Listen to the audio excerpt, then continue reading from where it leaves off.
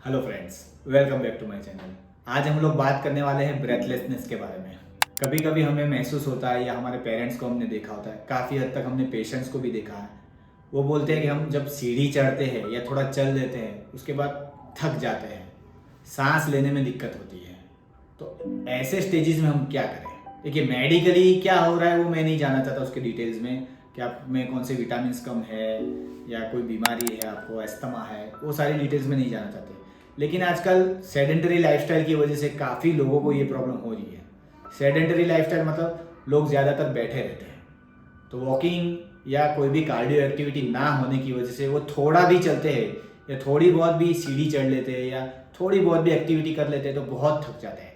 By the time धीरे धीरे ये प्रॉब्लम इतनी बढ़ जाती है कि उनका जो कार्डियक कैपेसिटी होती है, जो हार्ट की कैपेसिटी होती है, वो बहुत कम हो जाती है और उनका चलना मुश्किल हो जाता है।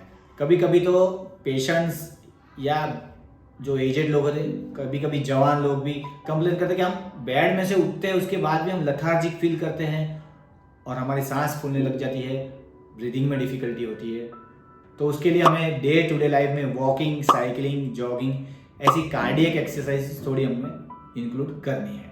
हमने बोला कि थोड़ा ही चल रहे तो भी हमें ब्रेथलेसनेस हो रही है, तो फिर चलने जाएंगे तो ब्रेथलेसनेस तो फील होने वाली है। इसके लिए 3 जोन है, कार्डियक जोन्स बोले जाते हैं, जोन 1, जोन 2, जोन 3। पहला जोन है उसका नाम है रिकवरी जोन, दूसरे जोन का नाम है एरोबिक जोन और तीसरे जोन का नाम है एनएरोबिक थ्रेशोल्ड जोन। तो अभी ये तीसरा जोन है, उसको थोड़ी देर के लिए साइड में रख देते हैं क्योंकि तीसरे जोन में ज्यादातर एथलीट्स ट्रेन करते हैं। हम आते हैं पहले जोन में और दूसरे जोन में। तो शुरू कैसे करना है? शुरू करने से पहले हमें ये चीज जाननी है। उसको जानने के लिए पहले अपने को टॉक टेस्ट मेथड के बारे में जानना पड़ेगा। टॉक टेस्ट मेथड में हम जब चलते हैं तो हमारी बोलने की कैपेसिटी नापी जाती है। मतलब अगर हम कंफर्टेबली बोल पा रहे हैं या नहीं बोल पा रहे, थोड़े चलने के बाद कंफर्टेबली हम 3 से 5 शब्द बोल पा रहे हैं या नहीं बोल पा रहे, या पहले जोन की जो एक्टिविटी रहती है तो शुरू में पहले जोन में ही करनी पड़ती है एक्टिविटी। तो पहले जोन में जब हम जा रहे हैं तो हमें क्या करना है? ये टॉक टेस्ट मेथड का सहारा लेना है। जब जोन 1 में है हम, तो हम कंफर्टेबली बोल पाते हैं। अगर हमको ब्रेथलेसनेस फील होने लगती है तो हमें स्टॉप कर देना है। ये जोन 1 हो गया, ठीक है। उसको वेंटिलेटरी थ्रेशोल्ड 1, VT1 भी बोला जाता है। दूसरा है VT2, वेंटिलेटरी थ्रेशोल्ड 2। तो जोन 1 में VT1 तक हमें चलना है जिसमें हम बोल पाते हैं कंफर्टेबली। जोन 2, VT1 से लेके VT2, जिसमें हम बोल पाते हैं लेकिन थोड़ा ब्रेथलेसनेस हमको फील होता है। एक्टिविटी के साथ हम 3 से 5 शब्द बोल पाते हैं, इतना कंफर्टेबली भी नहीं बोल पाते हैं। पहले में हम कंफर्टेबली बोल पाते हैं, दूसरे में हम कंफर्टेबली नहीं बोल पाते हैं। तो शुरू के स्टेज में हमें जोन 1 में रहना है, VT1, मतलब हम कंफर्टेबली बोल पाते हैं। समझो 5-10 दिन हम लोग उस जोन में थोड़ा थोड़ा चलने की शुरुआत कर सकते हैं। उसके बाद हमें थोड़ी इंटेंसिटी बढ़ानी है, मतलब VT1 और VT2 के बीच में रहना है।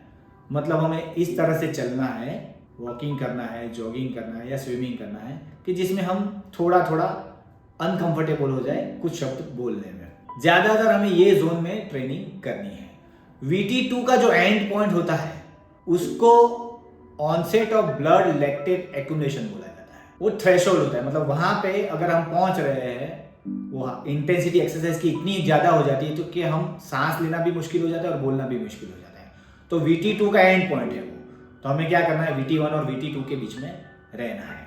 जब VT2 का एंड आता है यानी लैक्टेट एक्यूमुलेशन होता है तो हमें सांस लेना मुश्किल हो जाता है और लैक्टिक एसिड इतना जमा होने लग जाता है कि हमें बर्नआउट भी फील होने लगता है।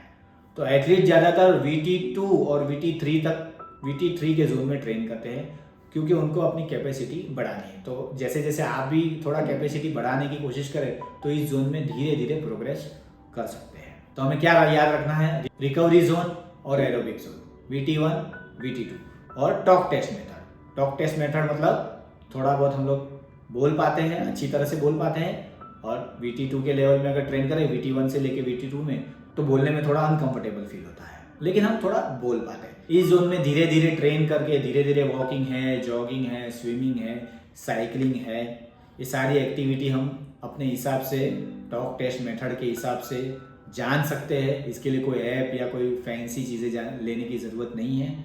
इस हिसाब से हम फिर आगे चल के रनिंग में भी इन्वॉल्व हो सकते हैं। होपफुली आपको ये पता चल गया होगा कि कार्डियक कैपेसिटी, हार्ट रेट को हमको कहाँ रखना है। सांस फूलने लगता है मतलब हार्ट रेट बढ़ने लगता है, तो हमें VT1 VT2 का भी आइडिया आने लगता है कि भाई हमारा VT1 VT2 क्या हो सकता है। कोई भी बिना प्रोफेशनल हेल्प के भी हम ये चीज़ कर सकते हैं। और जैसे जैसे आप इसमें प्रोग्रेस करोगे आप देखोगे कि आपकी ब्रेथलेसनेस कम होने लगेगी, क्योंकि बॉडी में ऑक्सीजन ज़्यादा जाने लगेगा।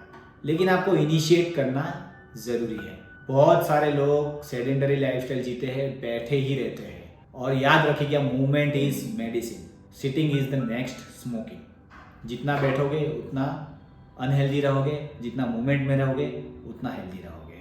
अगर आपको मेरा कंटेंट अच्छा लग रहा है, अगर आपको मेरी वीडियोस पसंद आ रही है तो मुझे कमेंट्स में ज़रूर बताइए। आपके किसी भी रिलेटिव का या मम्मी पापा को ये ब्रेथलेसनेस की तकलीफ है तो ये वीडियो उनके साथ ज़रूर शेयर करिएगा।